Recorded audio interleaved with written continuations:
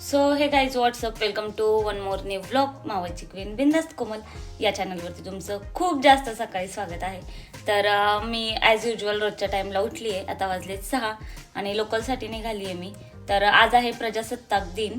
तर प्रजासत्ताक दिनाच्या तुम्हाला सगळ्यांना खूप साऱ्या शुभेच्छा. आणि छान अशी रेडी झाली आहे कारण की आज ट्रेडिशनल अटायर आहे आमच्या जॉबवरती. सो आज दिवसभर जॉबवरचं थोडंफार शूट करेल आणि ते पाहण्यासाठी तुम्हाला चॅनलवरती कनेक्ट राहावं लागेल. So stay tune.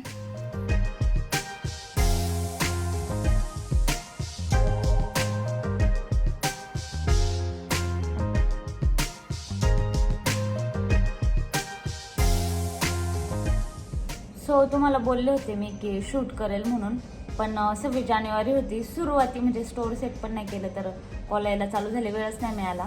आणि त्यातल्या त्यात पण आम्हाला रील शूट करायचे होता, फोटो काढायचे होते. तर ते तुम्हाला इंस्टाग्रामवरती पाहायला मिळालंच असेल. सो त्यासाठी सॉरी, जॉबवरचं काही शूट नाही करता आलं मला जास्त. आणि मग लवकर आले घरी. आज थोडी 1 तास लवकर आले. रोज म्हणजे रोज 4ला 5ला निघते, आज 3ला निघाले. आणि नंतर घरी आले, थोडी बसले वगैरे. अर्धाच तास झाले मला येऊन. आणि आता लगेच पल्लवीचा फोन आला की मूवीला जायचं आहे. त्यासाठीच ॲक्च्युली मी लवकर आले. पण मला वाटलं थोडा आराम करायला मिळेल, पण नाही मिळत ते, बॅड लक. पण इट्स ओके, मित्रांसोबत मज्जा करायची. सो आता मी त्यांना भेटायला चालली आणि मूवी पण बघणार आहे मी. तर कोणता मूवी आणि कोण कोण येते आमच्यासोबत, आज 26 जानेवारी असल्यामुळे सगळ्यांनी प्लॅन केला आहे. सो मी पण चालली. तर ते दाखवते मी तुम्हाला. आणि बघू आता येणार तर रात्रीचे घरी. तर काय करते आता इथून पुढे ते तुमच्याशी कंटिन्यू करते. सो कनेक्ट राहा. सो मग अशी सांगितल्याप्रमाणे मी झाली छान अशी रेडी. आणि आता आलाय पल्लवीचा कॉल. ती चौकामध्ये माझी वाट पाहते. तर आता तिला भेटू आपण आणि पुढे जाऊ.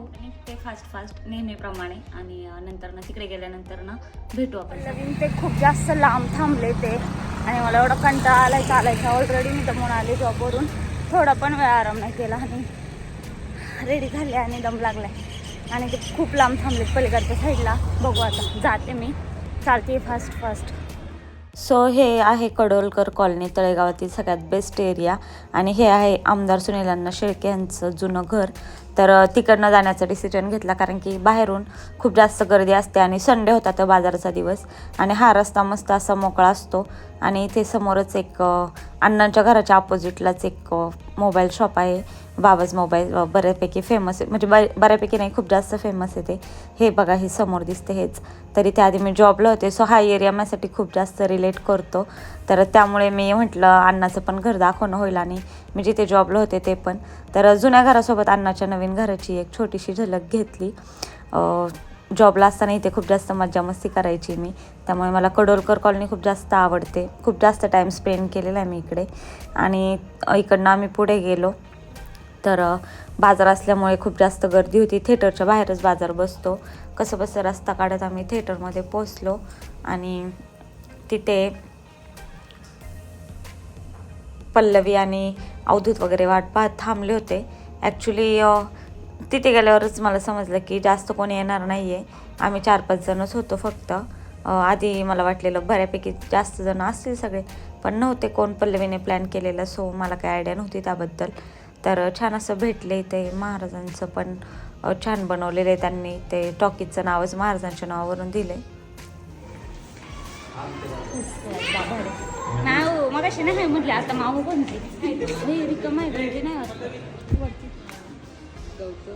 कोणती.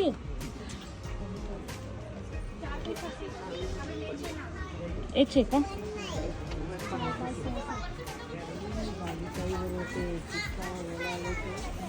असं कर, हात. हाय,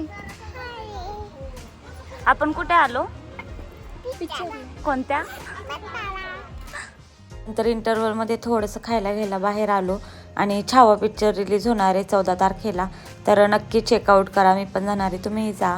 आणि महाराजांचं जी फ्रेम बनवली त्यांनी थिएटरच्या बाहेर, ती एक म्हटलं तुमच्यासाठी दाखवू. काय मला दे. त्यानंतर घरी आले आणि मला समजलं की बाहेर खूप जास्त गर्दी होती. आमच्या बाजूलाच एक दादा राहतो, त्याचा बड्डे होता. तर मग परत मार्केटमध्ये गेले, त्याच्यासाठी चॉकलेट घेऊन आले.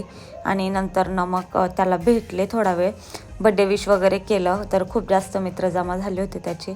मुलांची हीच खासियत आहे, मुलांचे बड्डे खूप जास्त छान प्रकारे ते लोक सेलिब्रेट करतात. मस्त सगळ्या कार वगैरे बाईक वगैरे लावलेल्या, खूप जास्त प्रमाणात गर्दी होती आणि सगळे त्याचे मित्र आलेले त्याच्यासाठी केक वगैरे घेऊन.